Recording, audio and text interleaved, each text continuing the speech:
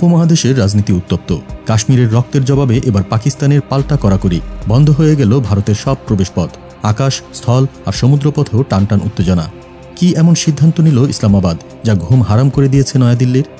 কাশ্মীরের পেহেলগামে ভয়াবহ হামলায় ২৬ জন নিহত হওয়ার পর যেন উত্তেজনায় বিস্ফোরণ ঘটল উপমহাদেশে। ভারত তার দিকে আঙুল তুলতেই পাকিস্তান নিল নজিরবিহীন পদক্ষেপ। গত রোববার থেকে পাকিস্তান ঘোষণা করেছে ভারতের কোনো পণ্য আর পাকিস্তানের আকাশ, স্থল বা সমুদ্রপথ ব্যবহার করে চলাচল করতে পারবে না।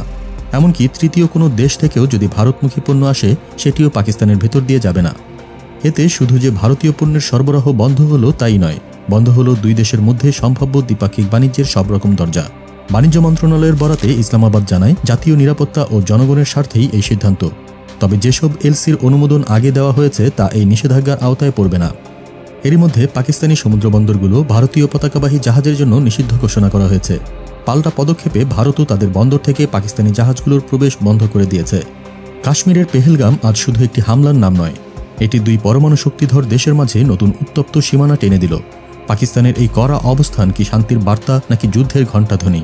উত্তরের জন্য তাকিয়ে আছে গোটা বিশ্ব।